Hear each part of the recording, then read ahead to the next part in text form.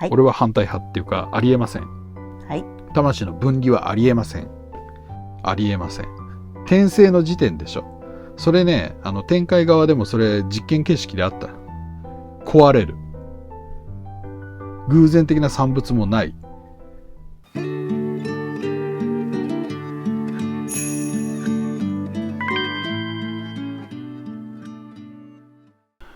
皆さんこんにちは。こんにちは。あやさきラジオのお時間です。よろしくお願いします。よろしくお願いします。今晩のご飯は炊き。本当？だから急に言い出す。本当に？モスら遠いんだよね、いろいろと、ね、全部遠いんだけどね。街中と違ってさ、ウーバーとかないからね。まあないことはないけど、どうなんだろうね。需要がないとさ、高くつくんかな。だろうね。まあなかなかね。本当に秋？暑いんですけど。くそ暑いんやけどさ。どういうこと？マジで暑いんだけど。長袖着とるけどさ。これ絶対暑いよ。これ1枚だけなんやって。これユニクロ様だっけ？ユニクロのサイズがないもんでネットで買って。そろそろ秋で寒くなるし、と思って買ってちょうどよかったよ。今日くっそ暑いんやけどさ。暑い。これは暑いと思う今日は。でもこれそうちゃった。これ1枚だけで。中はサービスカットなんで。ということで、はい、ではラジオちゃんでございます。はい、やってっかね。まあいつも本日はイルカちゃんの前からお送りしております。まあいつものごとくね。前回はね森の中だったからね。森の中ってもう山というか遭難するかみたいなところだけどね。だって電波届かないって電波1とか2じゃなくてさ、俺初めて知ったもん。電波とか SOS って出る。SOS って出たね。iPhone だからかな。びっくりした。そんなと思って。ここでなんかあったら無理ってやつやろ。びっくりしたわ。なんかさコメントであってさ、消したんだけど、森の中とかで、うちらが愛知が隠れて地位が見つけ出すとかやってください。そうすればなんか認めてくれますよみたいななんかあったじゃん。あったね。ちょっとさ恐怖を感じてさ、その森の中でさ自分一人でさどっかなんか一人で隠れてやってさ、どっちから来たっけとかなったらめっちゃ怖いと思ってさ。帰れんくらい、ね、そうなんかある意味その恐怖が感じた。逆に泣き叫んでさ余計わかるっていうまあそれもリアルかもしんないけどさ、いやちょっと怖いから公園とかがいいかなってやるならね、それでもちょっと怖い、ね、だってどっちから来たかわからんくなるもんいつも。でもさ俺結構前からも言っとるんだけどさ、よく信じてほしいなら証明してくださいとかさ、証拠を出してくださいとかあるやんか。だってそれ、ね、前も同じようなこと言ったんだけど、出したら出したでさ、はいそれ CG ねって終わるやんか。だからさもうやるのがアホらしくなってきてさ、そのためにやる必要はない、信じてください。じゃああなた信じてくれたからうちらの味方になってくれますかって、それ別問題じゃん。ならないです。ならないでしょ、ましてやさ、なんかつい最近できた AI なんかすごい世界的なもう規制がかかって、もうそれでさ本物か偽物かの区別つかないぐらいの CG のそのアプリができちゃってさ、そうしたらもう陥れようと思ったらどんだけでもできるよねっていう、言ってもいないことをその CG で作って、あたかも喋ったような映像を作ってっていうねっていう、だから怖いもんで、そういうことやりだすと区別がつかなくなるし、どれが本物。下がっとるその辺までにしとけちょう。なんで急に下がりだした？その高さがちょうどいいって、分かったからもうもう触んないでよ。もう下がってる？いや止まってるやろ。下がってきてない？気のせい？止まってるでしょ。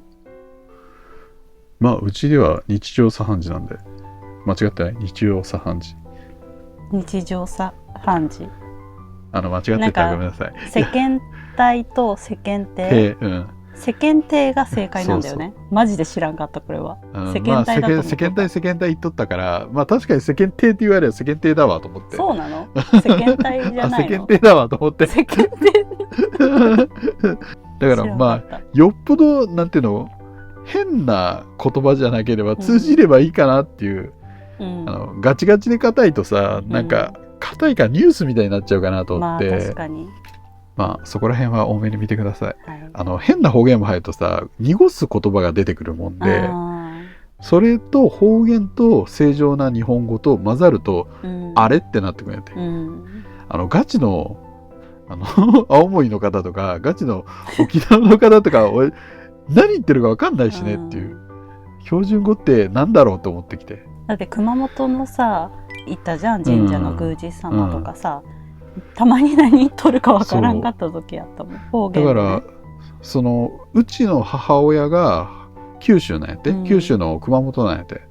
だからその言葉は聞いたことがあるもんで、普通に。だから会話は向こう言ってるのは成立するんやて。意味は分かってる。意味は分かってる。だから俺普通喋っとったやろ。全然。でも字幕つけようと思うとつけれなかったね。つけれんかもしれん。もう俺も向こうの言葉喋れって言ったらちょっと微妙。でも言いたいことは全然分かるよっていう。まあそこら辺を多めに見てくださるとねっていう。まあ世間体は世間体でこれから頑張って。無理かもしれん。もう世間体でなんとなくしょっちゅう言ってるからなかなか難しいかもしれん。変えるっていうのは。またいつものような雑談ばっかで、じゃあちょこちょこやっていきますかね。はい。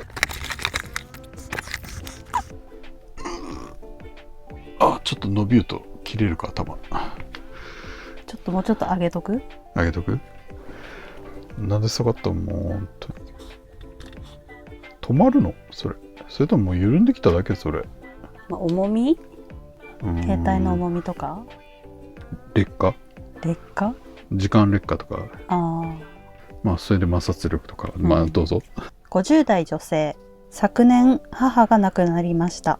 たまに母に心で話しかけると頭の上でふわっとした感覚があります。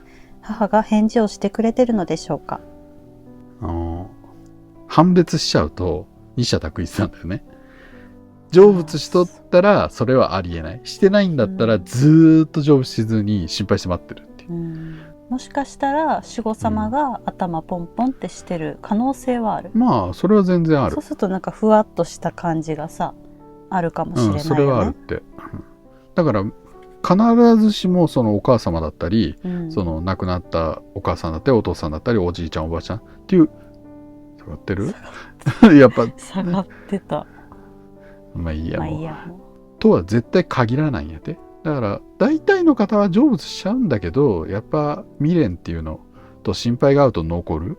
で残るといつまでもいてそういう現象はあるけど、だからそれが絶対身内かっていうのは別問題。見ればわかる。はっきり言っちゃえば。まあそうだよね。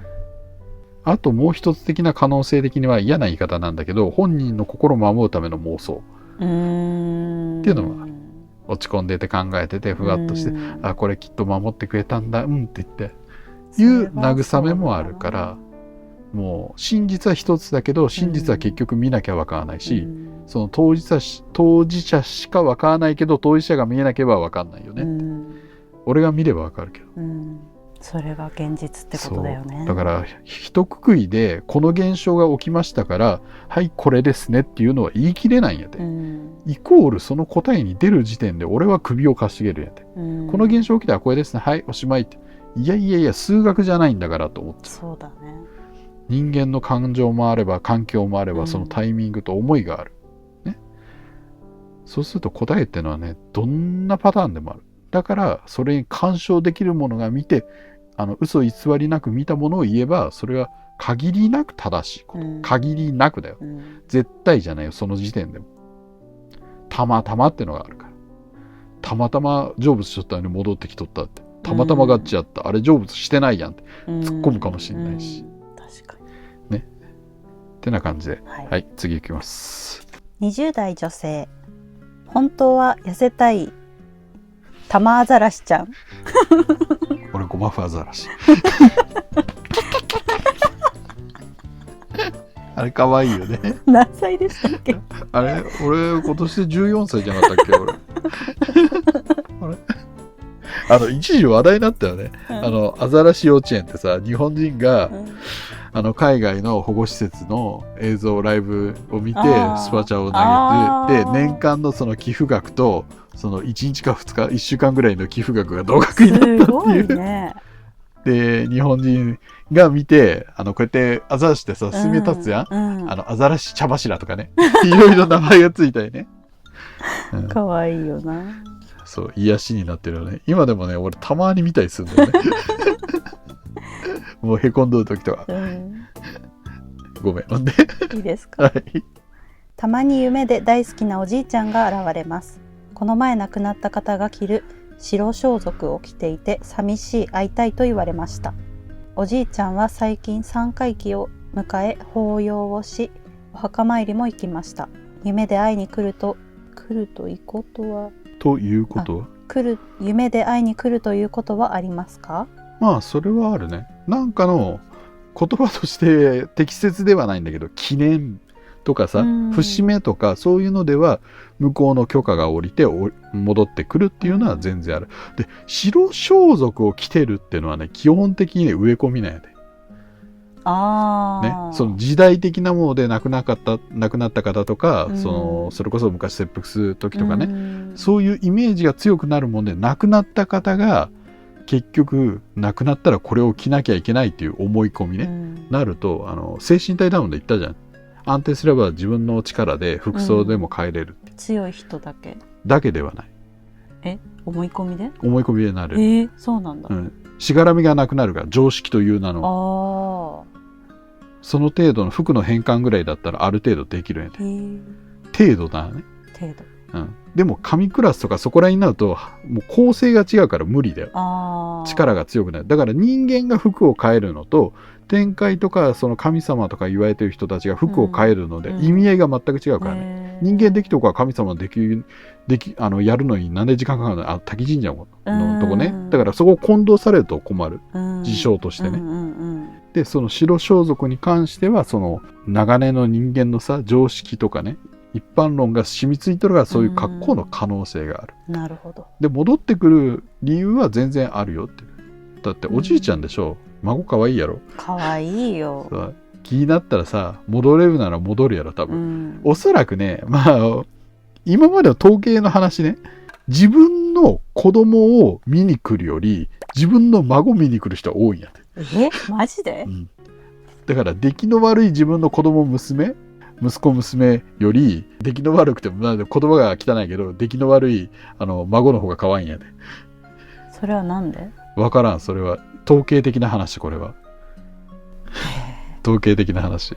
我が子が一番可愛いんじゃないのかな。分かんない。なったことがないから分かんないけど。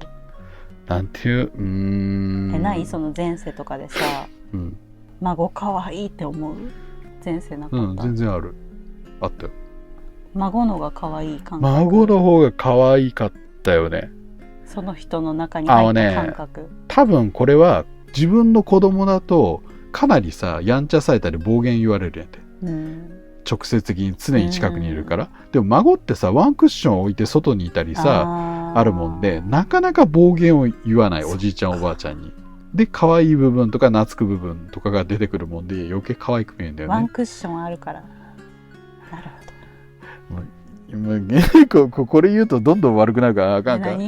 いやさ小学生の時とかさやっぱ俺もその小学生の時代があるやんか。そうすると大体言うやんか。どこどこ実家に行っておじいちゃんおばあちゃんとか会いに行ったわとか夏休みからさ冬休み言うやんか。もう大概のやつ言うのがあかんだけどこれ全てじゃないだよな。これ勘違いしたらあかんだよな。今の見てくださってる方が年配が多いからあれなんやけど間違えたり批判釘刺しとかね今ボーダーライン一生懸命引いとるからね俺。たった一部の話ね。たった一部の話やけど、俺が小学生の時にそうやって同級生とかみんなが里帰りじゃないけどおじちゃんおばあちゃんのとこ行ったりとか言うやんか。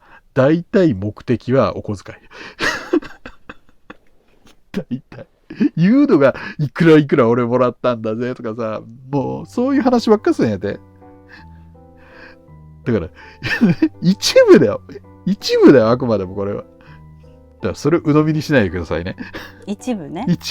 そういう人もいたんだね。本当におじいちゃんおばあちゃん好きで行くって人もいる。でも俺らの世代ねちょうど世代が結構で性格悪い世代なんやね。あるね、なんか世代であるよね。そう1年違うとなんか変わるよね、雰囲気。だからうちらの世代は本当にね結構ね立ち悪かったよね。それってさ、あれ転生組とかそういう、まあそこら辺が混ざるんだよね、時代的とかさ、たまたまの副産物、数学的なもの、同じ転生俗に言う乱数ってやつ、乱数ってね、乱数の女神ってやつ難しい言葉出してくる。まあ運がないっていう言葉を使った方がいいのかな。運気とかあんまり俺ないっていう立ちだ問題なんだけど、100のものを引いて100分の1で当たりがあるとするやんか、で100回引けば当たるわけじゃなくて、1回引いたらもう1回戻して100分の1の確率や。でも乱数の女神って言って、まあね、運がない方とかね、もう悪運とかさ、まあ悪運は別か、運がない人は引いても引いても100分の1なのに300回引いても当たらないとかね、それは乱数の引きが悪いっていう。だから女神という名の悪女というかね、乱数の女神っていう、まあいろんな造語があって、まあこれがパソコン用語だったか何か忘れたけど、そういうスラッグ用語がねできてね、ガチャも一種のそうだけどね。それでなんでその学年が悪くなるの？がたまたまその転生組の時で悪い人いい人が振り分けられるやん。でもたまたまその悪いいいがこうやって総合的になるはずなのに、なぜかこうなって、ここら辺だけの時代のこの瞬間だけがあれなんか1割2割悪が多くねみたいなっていう乱数が出ることがあるっていう。それはあるよ、時代的には。でこの乱数の女神が大体起きるときは戦争が起きてるとき、大きな戦争が起きてるとき、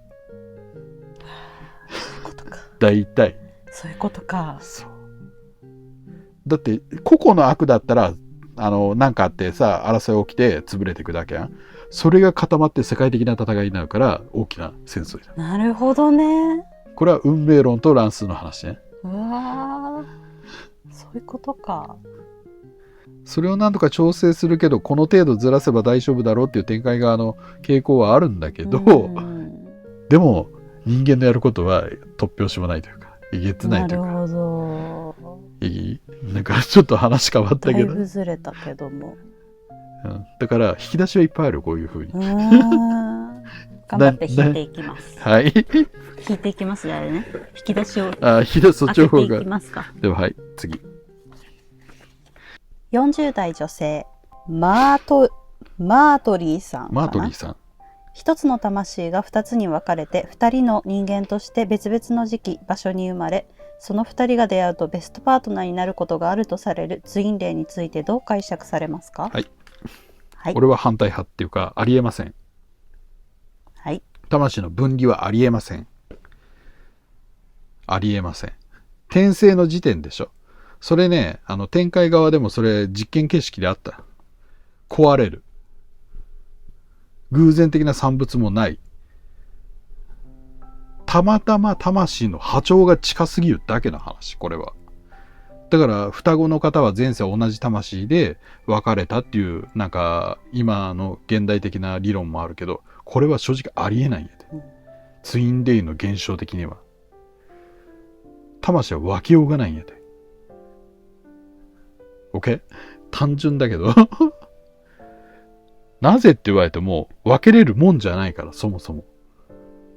なんか昔さ、成仏してから、こっちの世界に戻ってくるときに、骨を頼りにして戻ってくるって言ったじゃん。でその時に骨がその分けられちゃってたりとかして、行き場が分からなくなったり、そこで魂が割れることはない？ない。それでもない。精神崩壊はある、そこで。崩壊して真っ二つとかはないってこと？まあ崩れ落ちる、真っ二つはあるけど崩れ落ちる。崩れ落ちてそれがバラバラになって転生とかはないってこと？ない。ってことであと1枚ぐらいいく？にゃはい。50代女性元さん。4年前に亡くなった母が私のところに来てくれるか知りたいです。できれば話もしたいのですが、なかなかそれは叶うことは難しいとは思います。せめて自分のところに来てくれる何か確かめる方法はないでしょうか。夢じゃないやっぱり。まあ夢なんだけど、それが現実的なことを言うと、向こうの許可が下りるか下りないかが大きいよね。その許可ってどんな？全校。全校？全校と、まあ大体その時代的な風習によってこんなぐらいの時期の空間で帰れますよって時期に促すの。現世に戻れますけど、一時的ですけど戻れますけどどうしますかっていう促しの申請ができる期間がありますという。それはこっちの生きてる側の感覚で言ったらどれぐらいの年月？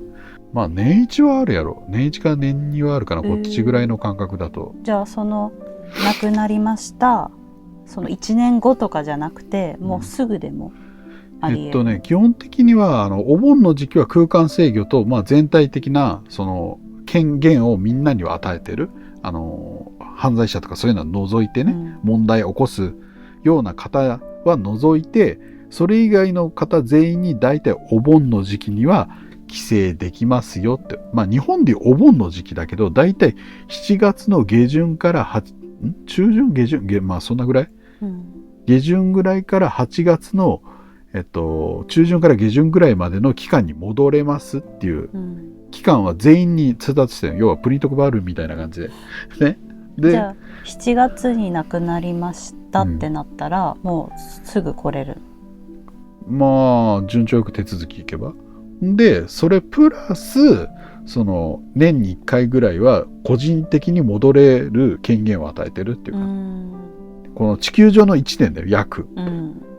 多少はずれてるけど、まあ手続きが大変だと、こっちの世界と一緒で、そう、お役所仕事みたいな感じで。なるほど。逃亡犯とかね、いろいろいるからね。イレギュラーが多いと、今でも結構あるやんか、ね、入国したはいいがねっていう、それに近い状態を防ぐためっていう。だから気づくためにはまあご本人の能力次第もあるけど、やっぱり一番は寝てる状態がそのコンタクト取りやすいのかなっていう、それをまあたまたまの場合もあるけど、なんか不思議な時ってあるじゃん、感覚的に。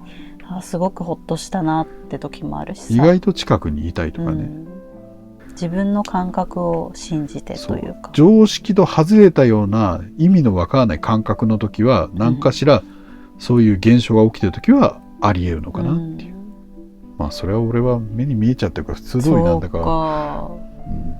ら、難しいね。これは感覚だと思う。気配の読み方とかね、でその亡くなった方が意外と力が強いと物に干渉するようになる。私ここにいるよみたいな感じでもそれが優しい感覚だったらいいけど、なんてお遊びとかで思ってると物が見てうわーとかに逃げてく。そうするとせっかく会いに来たのに逃げるんだっていうともう二度と来なくなるよね。確かに。だから受け取る側の問題もあるよっていう。これは確かに。せっかく呼んで心配して来てくれたのに合図出したのに、確かにへこまん、自分が幽霊側だとビクってされたらさ、ダメなのダメなのっていうなっちゃうでしょ。確かにね。だから一番無難な方法が今ベーシックになったのは夢での鑑賞、守護様経由の夢の鑑賞っていう、そうすらびっくりしないというかね、よく寝ましょう。はい、よく寝ましょう。うちら寝てないんだよね本当に。頑張って早く寝ましょう。遅寝遅起きなんて今。てな感じで。てな感じで第52回かな。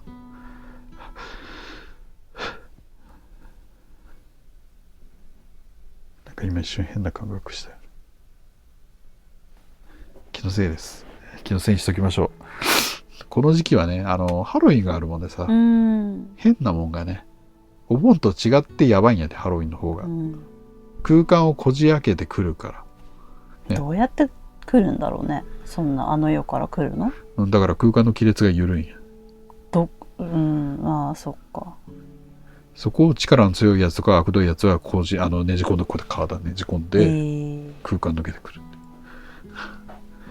だから俺この時期一番嫌なんやで。悪い系が。そう、悪い系が多いから。ってな感じで皆さん気をつけてください。はい、お気をつけください。気にしないのが一そう、番だよね。一番気にしないのはいい。